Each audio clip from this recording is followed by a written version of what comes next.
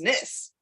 I know, I can't, I'm very excited too, because it's one of my favourite topics. And I know whenever you and I get together, we end up having an electric conversation. So, I think we were rocking it out last session. So, yeah.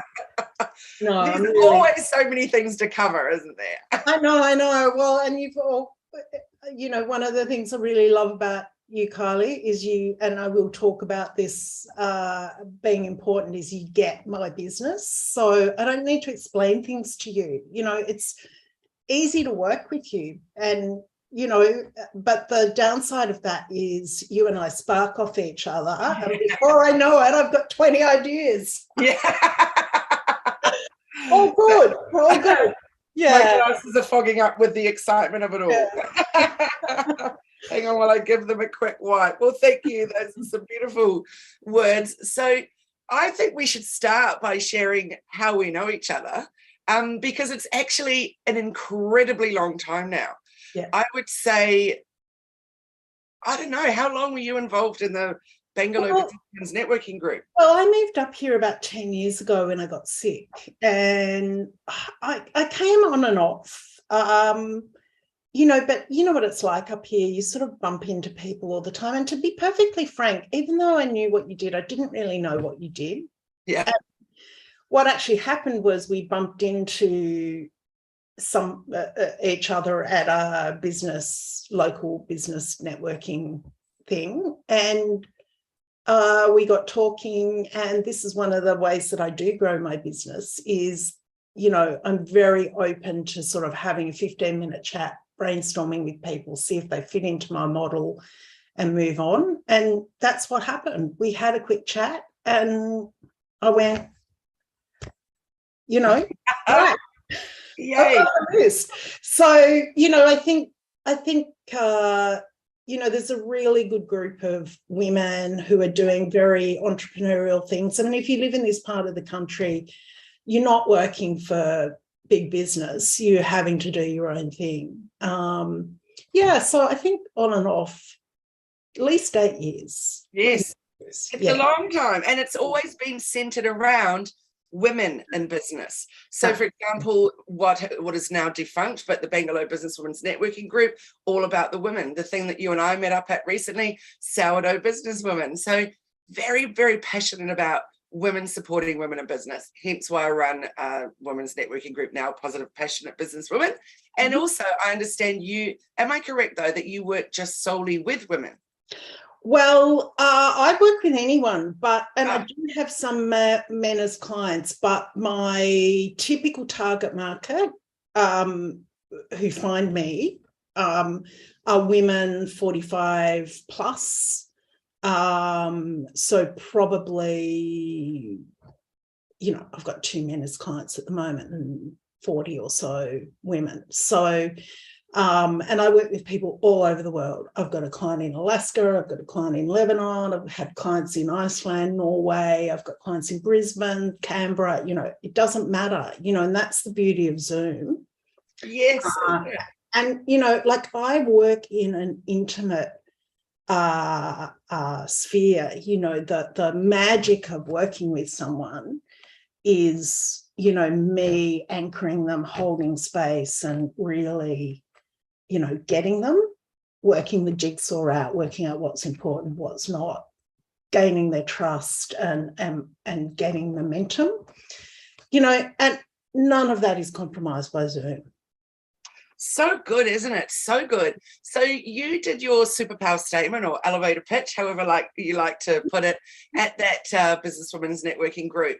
And one thing you said that I thought was incredibly powerful, and it just would have grabbed everyone at that moment, which was, I can't remember the exact words, but it was something along the lines of, I work with the people that the system has failed or that has nobody left that will help them. It was something along those lines. Is that correct? Yeah, and I say things and then I don't remember them. But, you know, I think what's unique about me is I'm all about health, you know, and so many health practitioners are about managing ill health.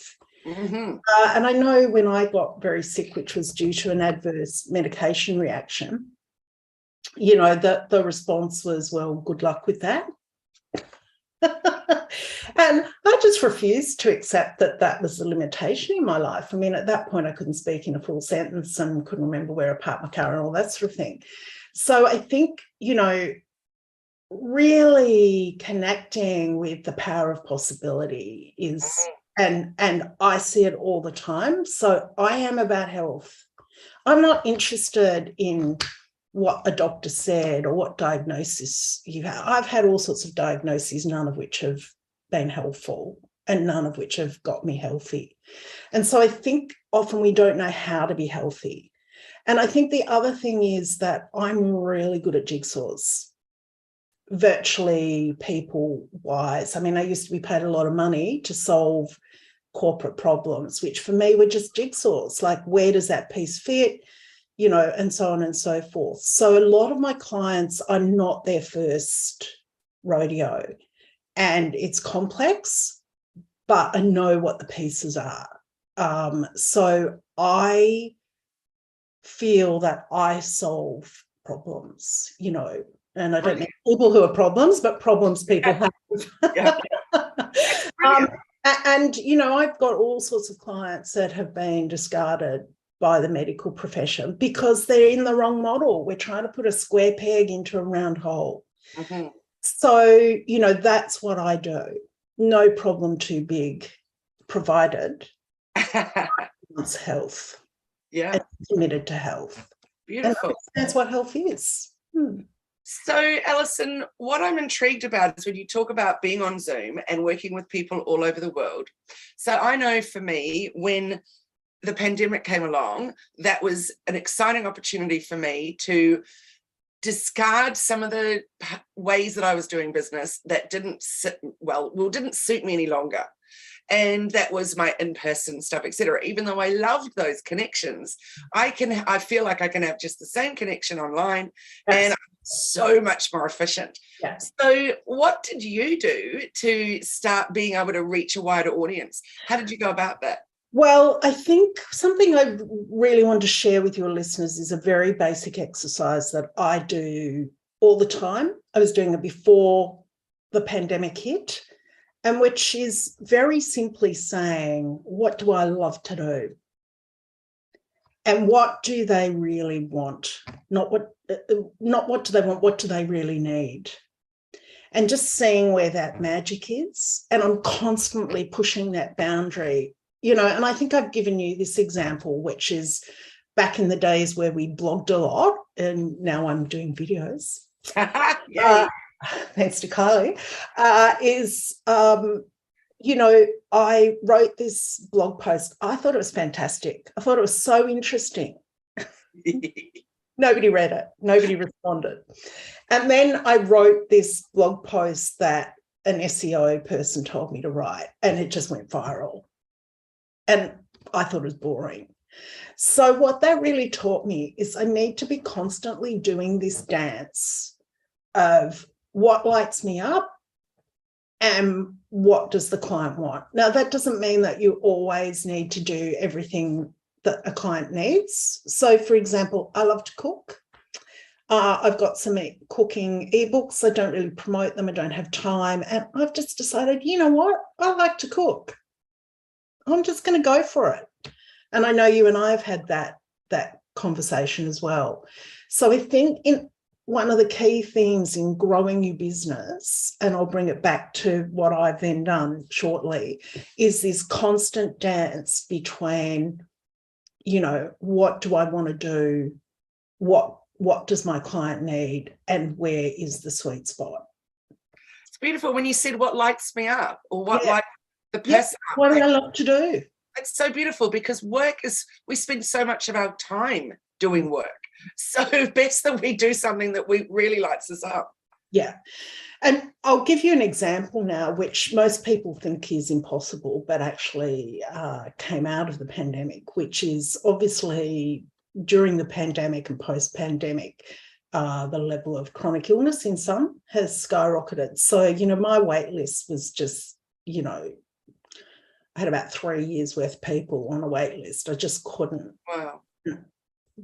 get to them. And I knew there was that level of frustration. And so I decided I was going to do group work. Now, if you think about health, most people go, oh, no, I want to, speak to the doctor, and it's all very complicated. My test results are private. And to a certain extent, that's right. But, what I actually did was go, right, well, what are the bits they really need me for? So what I do is a health history review with them individually. And then I step them through an online course and in a group setting where I basically hold them accountable, model the tools, anchor them, just give them, personal and relevant insights. And you know what? Those clients do better than the one-on-ones because they're in a community, it's positive, it's socially connecting, it's validating. So they're getting all the validation they wanted from a symptom and a diagnosis just from within the group. And so the results I'm getting within a group far exceed the one-on-one coaching because of the separating the content out and really anchoring the person, and really, I do lots of storytelling, I do lots of role modeling, brainstorming. And, so coming back to the little exercises, right, well, how do I get that dance right between, what I really want to do and what the client really needs? And you may be surprised where you end up. Something else that I think is really important if you want to grow is not be afraid to fail. The really good thing about the current online world is you can delete anything in a minute, So I've pretty much extended that exercise to working with my clients. Now, I don't experiment with things on new clients, but I have a lot of clients I've worked with for a couple of years, and they're more or less well, but, we have regular check-ins. And I ask them if I can experiment on them. I don't charge them for the experimentation. But, so I'm constantly going, right, well, I can, this is what I'm offering. This is how I'm seeing the clients responding. Is there a better way for me to get this dance right? And just trial it. I love that you've called it a dance, because you're exactly right. And it is very much about, and also who's leading at the different times, etc. And you're listening and you're sharing and you're learning. And I love that you've talked about how group work's actually been incredibly beneficial for them, not just for you. And I know with my own groups, and I'm similar to you, is that mine was very much about one-on-ones and, still teaching workshops and all that kind of stuff. But the weekly groups for me have been such a game changer, because yes, there'll always be a certain number of clients that want to work one-on-one, and that's great. And I still encourage them to be in those groups, because the accountability and the support, there's just nothing quite like it. And you're right, it's also social interaction. Like, there's a whole lot of extra things that come along with it. And I just think there's a little bit of magic that comes out of every group. Yeah, and really watching how your clients are responding. Like, it's a loving observation of myself, of them, of myself, of them, of myself, of them. I had a client who said to me, look, I was in bed all day before group, and I just never realised how much being around people anchored me. Amazing. I've had people say to me, and this was actually a psychologist say to me, I really realised what it was to be calm and centred in that group. Beautiful. So, some of the softer, more subtle skills, my job in that group is to anchor them. I'm not an expert on them. I put all the expert stuff into a course to specifically build the relationship. And the results are such that a lot of the clients that are working only one-on-one with me are asking to come into the groups. Oh, I love it. I think that's wonderful. How do you find a time, because you're international, how do you find a time that works for everyone? I find a time that works for me, and then I consider what works for them. So at the moment, I'm not really doing many groups in European times. I have in the past. At the moment, it suits me. So, you know, that morning, Monday morning, so it's still Sunday in the States. And clients that are really keen will get up in the middle of the night to do it. So, you know, once again, we're back to this dance. Yeah. I also wanted to sort of emphasize, you know, not being you know, when you've got this process going, failure is information. It's not failure. And some of my biggest lessons have come from my failures, you know, and as long as you're constantly, you know, reflecting, you know, so most days at the end of the day, I reflect on what went well, what didn't. You know, it's just information. And I'm constantly feeding that back into my business. And, you know, I send forms before groups and ask questions and, you know, so on. So I think if you want to grow your business, hope you fail.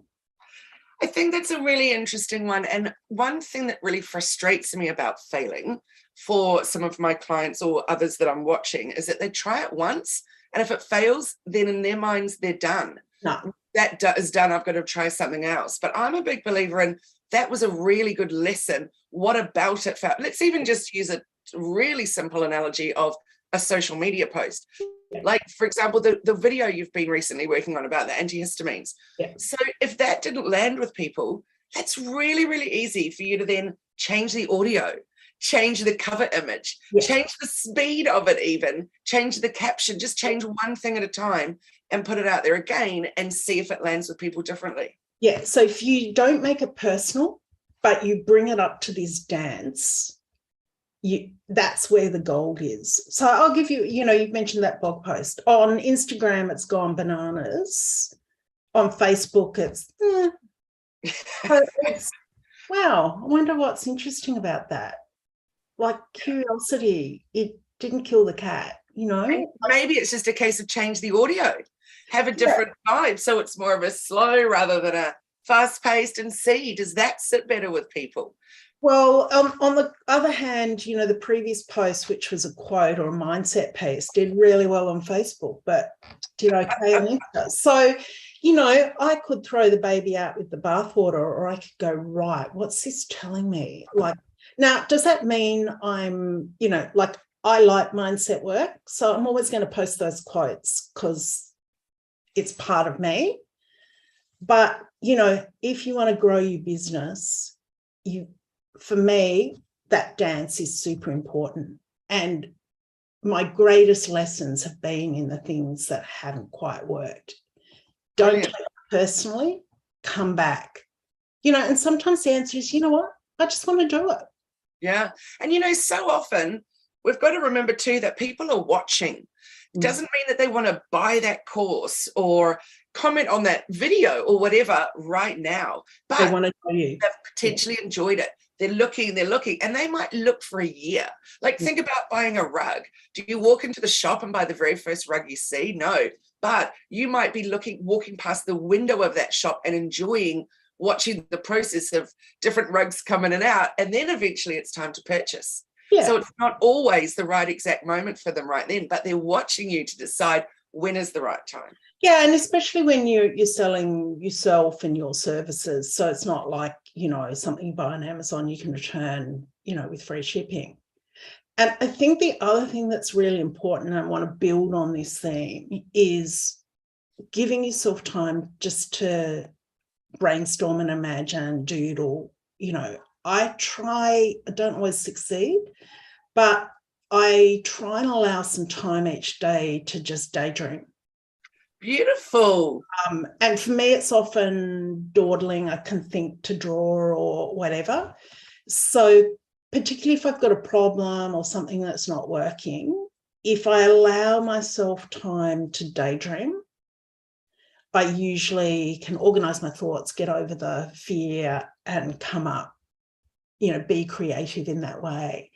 And, you know, daydreaming is a higher level sort of state of mind that goes with like bliss and gratitude and joy. It can get us out of that fear-based, oh my God, this is failing, or, you know, whatever, and into a higher state of mind. And so I can't recommend highly enough. Just, it can be 15 minutes while you're waiting for a coffee or something. And I've got a little book and a pen, and my book's up there, and I start doodling. Drawing. Yeah, and you'd be amazed. I just love the word daydream. I think that's a great one. A really good one. From a neuroplasticity point of view, daydreaming is as good as a hug. Oh, you know, it's like a hug for the brain. It gets you into a different state of mind. There you go. There's an Alison Vickery quote. Daydreaming is a hug for the mind. I love it. Yeah. It's so beautiful. Yeah. So in terms of scaling, particularly in a way that is comfortable with you, I love that you've said, you know, be ready to embrace the failings, you know, all that kind of stuff. But what do you think, for me personally, I'm a big believer in every coach needs a coach. Every business owner needs a coach or a mentor or someone that you're looking at what they're doing, thinking, I need to know what they've done to do that. Or like you said earlier, just someone that really gets you, gets how your brain works, gets where you want to head in your business. So has that been a big one for you in your whole journey? Yeah. So I haven't really hired a business coach. I hire people to brainstorm. Mm-hmm. Okay, so I've got a course at the moment, which is my group-based thing. I'm trying to turn that into a practitioner course. I've hired someone who's an expert in courses, not because I don't know how to do a course, but when I'm working for myself, I learn and create through brainstorming. And, you know, I need someone to push back on me. I need someone who's done it differently to me. I need, you know, that's exactly what we do in our sessions. You know, it's not right click the mouse, you know, it's a creative brainstorming. You know, yes, I could go off and do a course on how to do Instagram or whatever, but that's not what I need. I need, you know, and maybe people do need that initially, but for me, because I choose to work on my own, and I outsource lots of things, which we can talk about, having someone I brainstorm with is vital to how I grow my business. You know, I've got people everywhere that, you know, right, I want to, you know, and this is how we started off. Right, my social media is not right. Do I want to sit and read a book on social media? Do I want to watch endless reels on, you know, on Instagram? Do I want to do? No, I want to brainstorm. Yeah. I love that. I absolutely love that you recognize what it is that you need, and then you go out and find the people that can do it. So one of the issues that I had a business a long time ago was it wasn't that I didn't see the value in it. Maybe I didn't see the value in myself and the upskilling. Or maybe I felt awkward around it, that asking for help. So while I've always had different mentors at different times, it was quite different to when I really went my first coaching package that I was going to invest in for my upskilling, which was quite an extraordinary journey, being part of that quite some years ago, and realizing that, and you did right, it's around that brainstorming, it's around that you being fed off people's energy too, isn't it? And people's ideas. And it's a very, very empowering thing to find the right people to work with. Oh, yeah. And look, I don't make huge commitments. You know, this is about managing failure as well.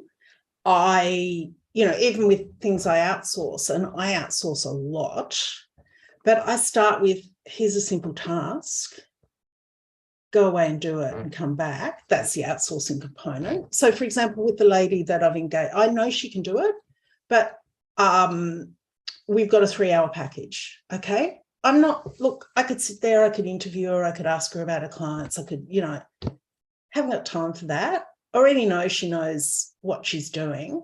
I'm just going to jump in with the 3-hour package, see how it works. But I already know I'm going to be buying the higher packages because, and it's going to save me a huge amount of time. I mean, I've got a course, I broadly know what I want to do with it. I could sit here for the next 6 months and pontificate over it. I can brainstorm, implement. And I mean, even with the work we do, that's the way we worked. You know, I bought, I didn't want group sessions. I bought 3 sessions. We went boom, boom, boom. Okay, she's got it. I've got all these other problems. Let's just jump on. Let's get it done. Yes. So, and I don't stray when I find someone that can do it and that gets me and can give me the brainstorming and creativity and problem solving I need. I don't need, you know, to run after the next shiny thing. You know what I mean? Yes, totally. So I think that that's so key, is investing in yourself, investing in business, because yes, it's going to save you time, but it's also going to help you grow, and it's going to help you figure out in your own brain. So you might have had an idea of the direction. That person is just going to help you on that journey, which I love. So let's sum up then some of those key elements that you've said. So for example, I love that you said about you didn't say be brave, but I took it as be brave. So just be brave and be ready to jump in and try something new. Be brave enough to be willing to fail and embrace those fails. Yeah. And reframe that failure as fantastic market research. Yes, great learning opportunity. Take measured risks, you know, which is what I'm saying, you know, when I outsource, you know, for example, I'm taking a measured risk. If somebody stuffs something up, I just delete it and start again. But if I don't take that first step, I actually don't find the people that have enabled me to build my business, or the ideas that have enabled me to build my business, or, you know, whatever. So, and when you find people who really are key to growing your business, then it's what grows your business, really. Absolutely. And I think that key to finding out what it is that lights you up, you know, really going, this is what I need, this is where I want to head, and I feel really excited and enthused and passionate about what I'm doing. So then let's finish on that beautiful thing you just said about I've just lost the word, but it's about the brain's hug. Brainstorming or doodling. No, it's the daydreaming. Is the hug for the brain. The daydreaming is a hug for the brain. I think that's beautiful. So that was 5 key elements that I just think have been, well, clearly super instrumental in your growth, which has been awesome, finding that way of doing it that really suits you. And I love even that you said with your group work, finding the right time that suits you. You're not necessarily finding the right time that suits them, because at the end of the day, it's your business and you've got to be at your optimum. You got to be comfortable with that dance. Nothing's personal. Like, really know your clients, see how they react, know how you feel. Like, how do you feel? What was good that day? Brilliant. What was terrible and you never want to do again? Yeah, that's a good one too. So, Alison, tell us how people can get in touch with you. And obviously we'll put it into the caption and things, but what's the best way if people are intrigued with what you've said, is how they can connect with you? Yeah, so the best thing to do is to follow me on my Instagram, which is Alison Vickery Health, my Facebook, which is Alison Vickery Certified Health Coach. And guess what? I've now got a YouTube channel. Yay! That's awesome. Yesterday, which is Alison Vickery Health. So please do follow me. Please do engage. I'm going to start doing some practitioner-centered material as well. So please do follow me. And I'd love you to let me know that you have listened to this and what you got out of it. Brilliant. Thanks so much, Alison. It was great to chat with you. I've come just walking away with some absolute nuggets there, but my favourite definitely is the hug for the brain. The daydreaming. I'm putting that in practice as of today. Yeah. So, great tip. So thanks so much. As I said, we'll put all your details in the chat so people can connect. And I really look forward to chatting with you again soon. And thanks everyone for listening and being here with us. And of course, you can find the recording will be uploaded later on onto our Hello Media YouTube channel. It'll be on the Bite Size Conversations podcast. And I'm Kylie Mowbray-Allen from Hello Media. And next week, I'll be back with Jenny Walk from Elephant in the Room Consulting.